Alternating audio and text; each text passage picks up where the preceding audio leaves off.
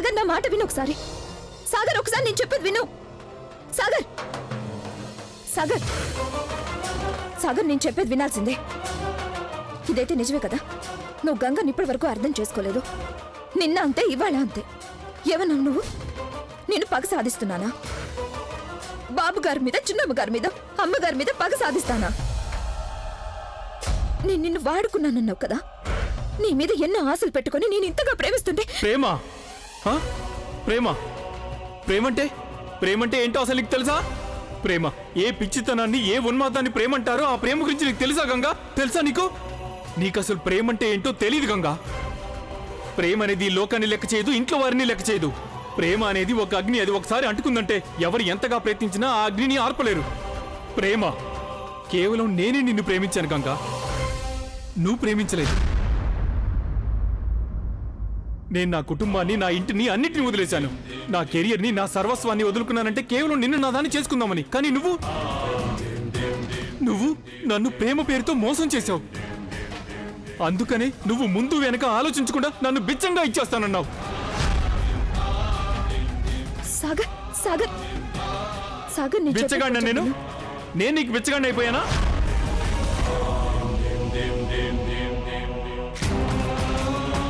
లేదు లేదు, కళ్ళు మూసుకున్నంత మాత్రాన నిజాలు మారిపోవు గంగా. కళ్ళు తెరువు, కళ్ళు తెరువు, కళ్ళు తెరువు గంగా, కళ్ళు తెరువు, కళ్ళు తెరువు. ఇప్పుడు నా కళ్ళల్లో కళ్ళు పెట్టి చూడు. అవును మిస్టర్ సాగర్ చతుర్వేది, నేను నిన్ను వాడుకున్నాను, స్వార్థానికి వాడుకున్నాను. ఈ ప్రేమ, నేను, ఇదంతా ఒక నాటకం అని చెప్పు. ఇదంతా ఒక ఆట చెప్పు. నేను నీతో ఆడుకున్న ఆట అని చెప్పు. నువ్వు ఒక తెలివి తక్కువ వాడివి.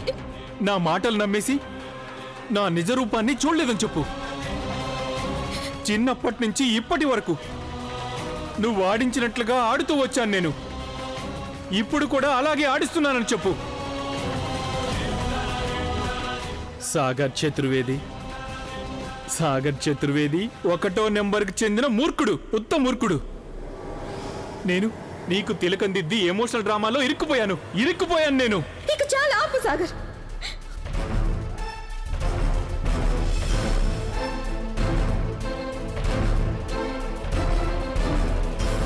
అన్న మాటలు చాలు. నువ్వు ఆట అంటున్నావే, అది నా జీవితంలోనే అతి పెద్ద నిజం. ఈ ప్రేమ నీడలోనే ఎన్నో ఏళ్లుగా బతుకుతున్నాను నేను. చాలా తప్పుగా మాట్లాడావు సాగర్. నువ్వేదో ఆట అంటున్నావు కదా, మరి అది ఆ రోజునే ఎందుకు గుర్తించలేదు? నేను ఇంటికి వచ్చిన రోజే ఆ రోజు చెప్పుండొచ్చు కదా. నువ్వు చెప్పావని బతికేదాన్ని, నువ్వు చెప్పావని చచ్చేదాన్ని. నువ్వు ఒక చిన్న సైగ చేస్తే తింటున్నది వదిలేసి వచ్చేదాన్ని. నువ్వేది ఎలా చెప్తే అలాగే చేసేదాన్ని. నీకు బాధగా ఉంటే నేను తప్పించిపోయేదాన్ని.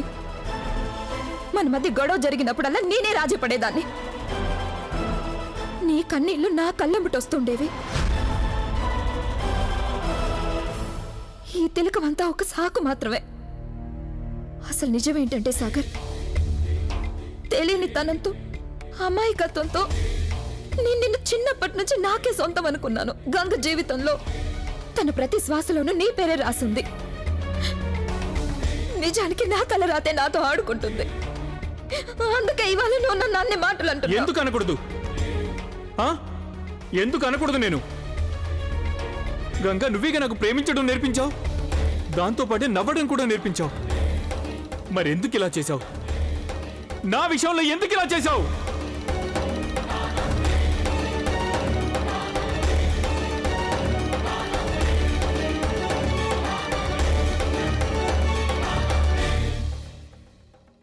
సాగర్, నువ్వు నన్ను ఎంతో ప్రేమిస్తున్నావని నేను అర్థం చేసుకుంటాను. కానీ నువ్వు మాత్రం అప్పుడు అర్థం చేసుకోలేదు, ఇప్పుడు అర్థం చేసుకోలేదు. ఈ గంగకున్న ఆత్మగౌరవం అదెలా మర్చిపోయాను నేను? అదెలా మర్చిపోయాను నేను? నీ సెల్ఫ్ రెస్పెక్ట్, ఇది నీకు చాలా ఇంపార్టెంట్ కదూ?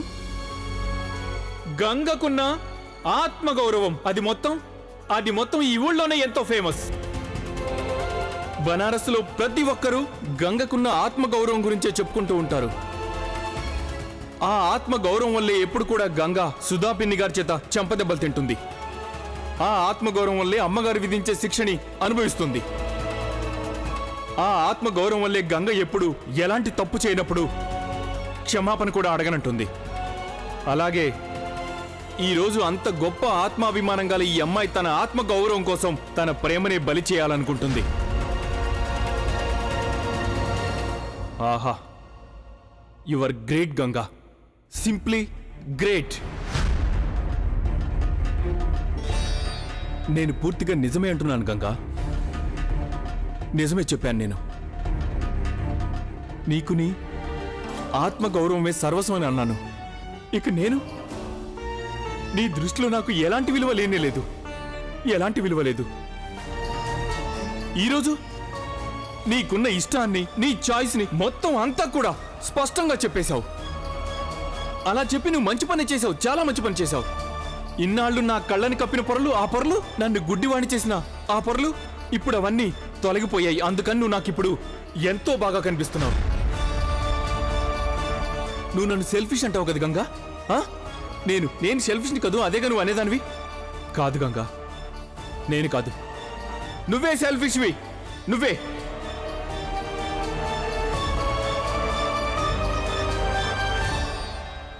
నీ స్వార్థం కోసం, నీ పంతం కోసం, నీకున్న పొగరు కోసం, నీ గర్వం కోసం నన్ను, నా ప్రేమని ఇవాళ బలిచ్చేశావు. నువ్వు బలిపశువులు చేశావు. అసలు నువ్వేమనుకుంటున్నావు? ఇలా చేస్తే నీ ఆత్మగౌరవాన్ని కాపాడుకున్నాననుకుంటున్నావా? కాపాడుకొని ఉండొచ్చు, నిజంగానే కాపాడుకొని ఉంటావు. కానీ నువ్వు ఈ సాగర్ని పూర్తిగా శాశ్వతంగా పోగొట్టుకున్నావు.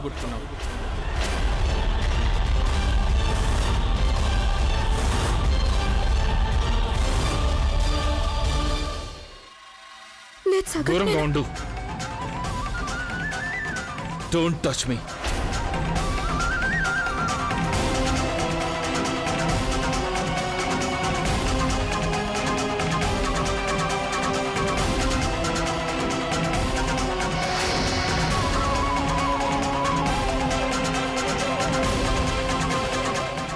సాగర్, ప్రదీప్, ప్రదీప్, అన్నయ్య గారు ఎలా ఉన్నారు? ఆయన ఆరోగ్యం సంగతి విని మేము చాలా కంగారు పడిపోయాం. ఏమైంది నాన్నగారికి? ఏమో తెలీదు. అసలే ఆయన ఆరోగ్యం అంత బాగాలేదు. ఈ మధ్య టెన్షన్ కూడా ఎక్కువ అయిపోయిందిగా. వదిన నాకు ఫోన్ చేసింది, ఆయనకి ఒంట్లో అసలేం బాగాలేదు అని. నా ఉద్దేశంలో ఆ సాగర్ గంగలు మళ్ళీ ఏదైనా తలనొప్పి చేసుంటారు. కొంచెం స్పష్టంగా చెప్పండి, ఏమైంది? అదే బాబు, mild heart attack. Heart attack?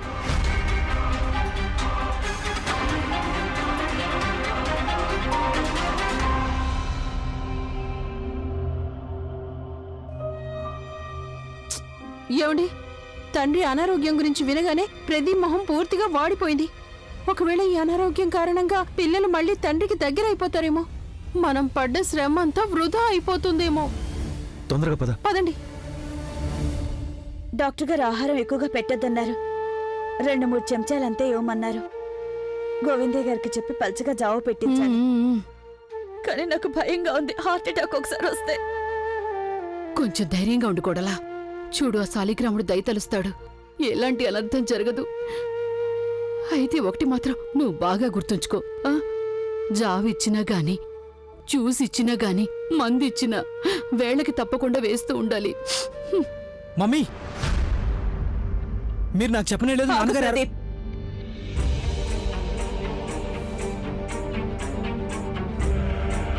ఎందుకొచ్చావు నువ్వు?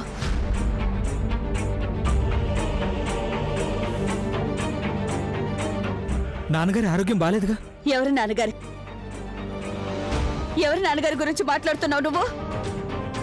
ఆయన అన్ని మాటలు అన్నప్పుడు, ఆయన మనసు కష్టపెట్టినప్పుడు మీ నాన్నగారి గురించి ఆలోచించలేదా? ఇంటిని ముక్కలు ముక్కలు చేసావే, అప్పుడు మీ నాన్నగారి సంగతి అక్కర్లేకపోయిందా? ఏమన్నారా నాయన? ఏం చేశారు నాయన? కేవలం మీ మంచి కోరారు, మీకు మేలు చేయాలనేగా కోరారు. అది ఏ తండ్రి అయినా కోరుకుంటారు. ప్రతి తండ్రి కోరుకునేది తమ పిల్లలు గొప్పవాళ్ళు కావాలని, వాళ్ళ కాళ్ళ మీద వాళ్ళు నిలబడాలని. అందుకు మీరంతా చేసిందేంటి? ఆయన నానా మాటలు అన్నారు కదా.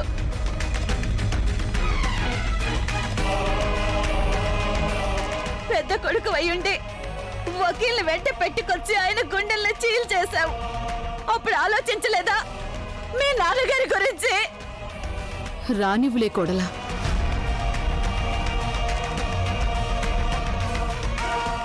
ఈ పిల్లలు చేసిన పనికి ఈ జన్మలో ఎంత మాత్రం క్షమించలేను కానీ వాడి తండ్రికి బాగోలేదు కదా. వెళ్ళు వెళ్ళు చూడు, వెళ్ళు వెళ్ళు వెళ్ళు. వీల్లేదు ప్రదీప్, ఆగక్కడే. నువ్వు వెళ్ళటానికి వీల్లేదు.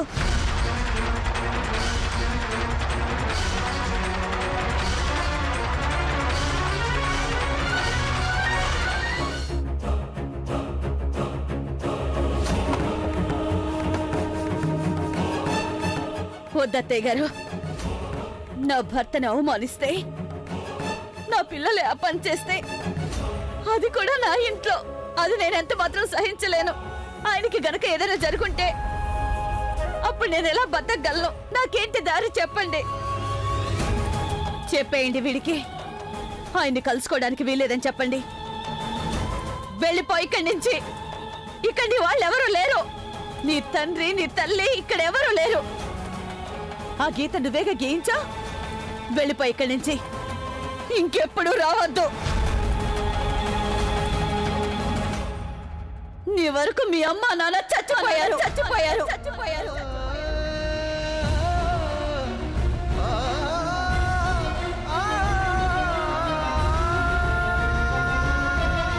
ప్రదీప్, నువ్వు వెళ్ళిపో ఇక్కడి నుంచి. ప్రదీప్, నీకేగా చెప్తున్నాను, నువ్వు వెళ్ళిపో ఇక్కడి నుంచి. నువ్వు అక్క గురించి బావ గురించి బెంగపెట్టుకోకు, వాళ్ళని నేను చూసుకుంటాను.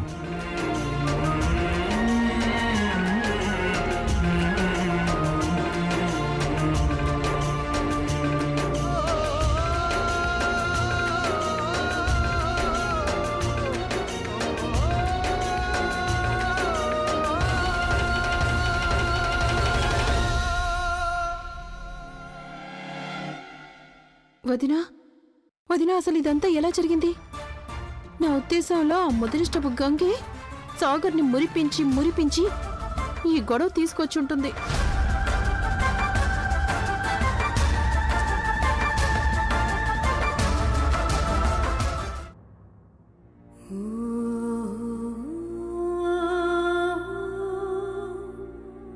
నేను నీతో ఆడుకున్న ఆటని చెప్పు. నువ్వు ఒక తెలివి తక్కువ వాడివి. నా మాటలు నమ్మేసి నా నిజ రూపాన్ని చూడలేదని చెప్పు. నీ స్వార్థం కోసం, నీ పంతం కోసం నన్ను, నా ప్రేమని ఇవాళ బలిచ్చేశావు. నువ్వు బలిపశువుని చేశావు.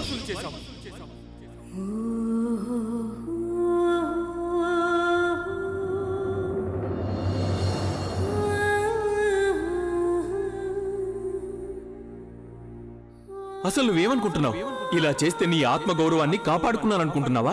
కాపాడుకుని ఉండొచ్చు, కానీ నువ్వు ఈ సాగర్ని పూర్తిగా శాశ్వతంగా పోగొట్టుకున్నావు. నీకు తెలుసా సాగర్, ఇవాళ మా టీచర్ గారు ఏం చెప్పారు? ఏం చెప్పారు? నిజమైన స్నేహితులైతే ఒకరి గురించి ఒకరు వెంటనే అర్థం చేసుకుంటారట. చెప్పాల్సిన అవసరమే ఉండదన్నారు. అయితే ఏంటి దొద్దమ్మా? సరే, ఒక గేమ్ ఆడుకుందాం మనం. దాంతో మన ఇద్దరం నిజమైన స్నేహితులు అవునో కాదో తెలిసిపోతుంది. చెప్పకుండానే ఒకరి మనసుల మాట మరొకరు అర్థం చేసుకోగలరో చూద్దాం. Very good Ganga. మన ఇద్దరం ఏం మాట్లాడకూడదు. మొహం చూస్తే ఏం అర్థం అవుతుందో దాన్ని మనం మన నోట్బుక్ లో రాసేసుకుందాం. తర్వాత మ్యాచ్ చేసి ఎవరికి ఎక్కువ పాయింట్స్ వచ్చాయో చూద్దాం. సరేనా? పద.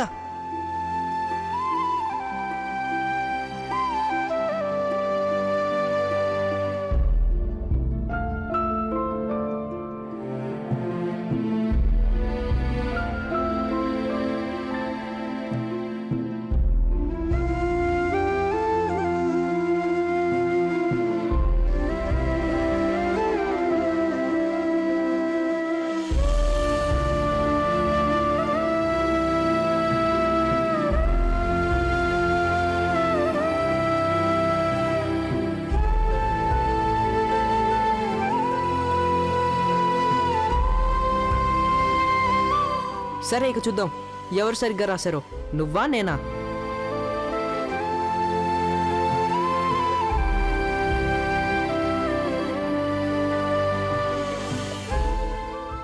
మనసులో మాట నేను అర్థం చేసుకోలేనని గంగా అనుకుంటుంది. అవును, నువ్వు అలాగే అనుకుంటున్నావు. నువ్వు మరీ అంత పొగర్బోతులా ఉంటావు, ఎందుకంత గొప్పలు పోతావు?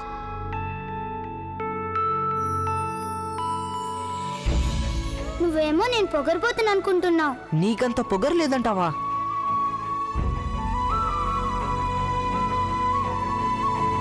నాతో పోట్లాడతావా నువ్వు? సరే తల్లి, నేను పోట్లాను. చాలా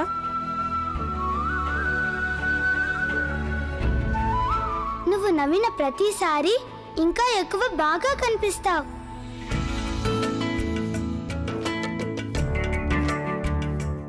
మంచివాళ్ళు అనేవాళ్ళు ఎప్పుడూ మంచి వాళ్ళలాగే కనిపిస్తారు.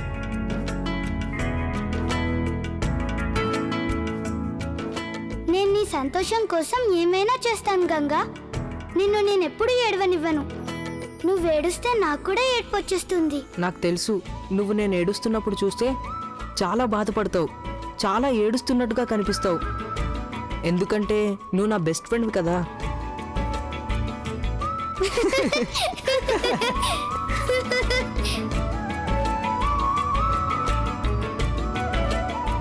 గంగా, నేను ఎప్పుడు సంతోషంగా ఉంచుతాను. ప్రామిస్. నిజంగానా? అబద్ధంగా. నేను చెప్పకపోయినా నా మాటలు అర్థం చేసుకుంటావు కదా సాగర్. మరి ఇవాళ ఏమైంది?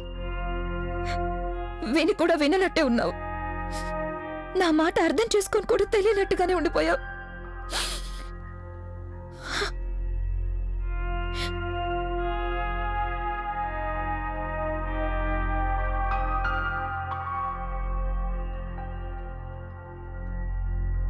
చిన్నబాబు వెళ్ళిపోయినప్పటి నుండి నువ్విక్కడే ఉన్నావు.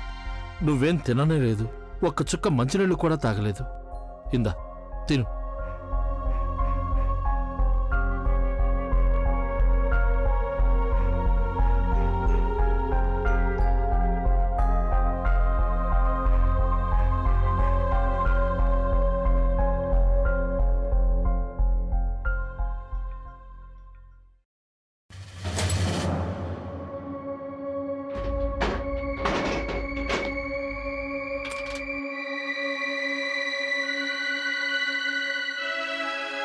మాలతి, చెప్పండి అమ్మగారు. ఎన్నిసార్లు చెప్పాలి? ఇలారా. అలాగే వస్తున్నా. నేను నీకు చెప్పిన పనేంటి, నువ్వు చేస్తున్న పనేంటి? వెళ్ళు.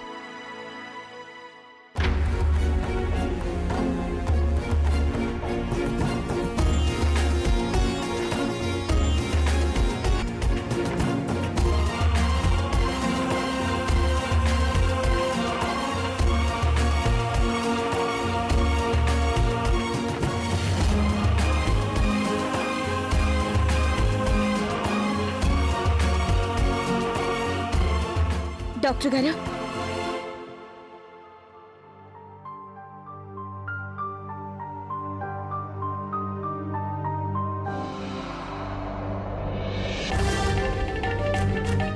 గోవిందయ్య గారు, పూజ పళ్ళని తీసుకురండి. తెస్తున్నాను అమ్మగారు.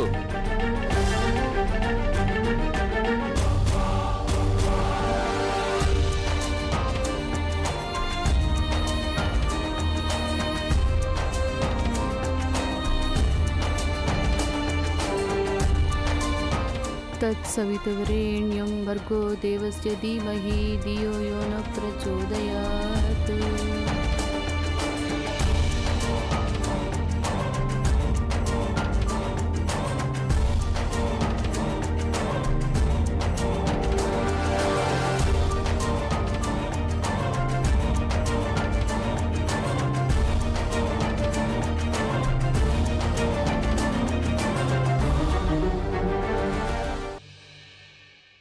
ఇక మీరు నిద్రపోండి.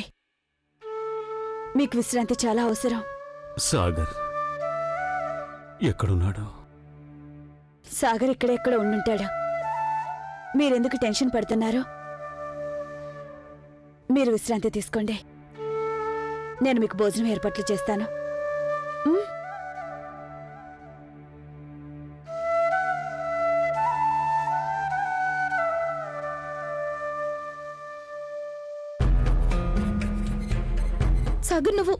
సాగర్ నువ్వు ఎక్కడికి వెళ్ళావు? సాగర్ ఎప్పటి నుంచో నీ కోసం చూస్తున్నాను. అమ్మగారు, చిన్నబాబు వచ్చేసాడు.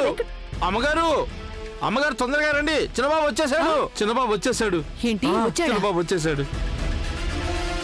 సాగర్ సాగర్ ఎక్కడికి వెళ్ళిపోయావు నువ్వు? సాగర్ నీకోసం నేను ఎప్పటి నుంచి జాహ్నవి